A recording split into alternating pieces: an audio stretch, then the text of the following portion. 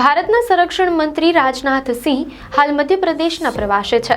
આજે તેમણે રાયસેનના દશેરા ગ્રાઉન્ડ ખાતે દેશના પ્રથમ રેલ અને metro coach manufacturing unit greenfield rail coach manufacturing સેન્ટરનો શિલાન્યાસ કર્યો। આ ઐતિહાસિક પ્રસંગે રાજનાથ સિંહે પોતાના સંબોધનમાં કેટલાક આકરા પ્રહારો કર્યા। રાજનાથ સિંહે કહ્યું કે કેટલાક લોકો પોતાને વિશ્વના બોસ માને છે, તેમને ભારતનો વિકાસ પસંદ નથી।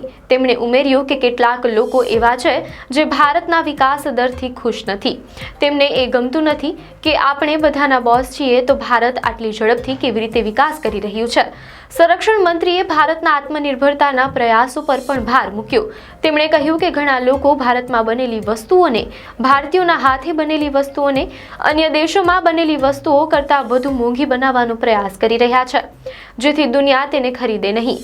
જો કે નામ લીધા વિના આ આકરા પ્રહારો તેમણે અમેરિકી રાષ્ટ્રપતિ ડોનાલ્ડ ટ્રમ્પ પર કર્યા છે કે શું, જેવો મોટો પ્રશ્ન ઊભો થાય છે। આ સાથે જ રાજનાથ સિંહે દ્રઢ વિશ્વાસ વ્યક્ત કરતા કહ્યું કે ભારત ખૂબ ઝડપથી પ્રગતિ કરી રહ્યું છે।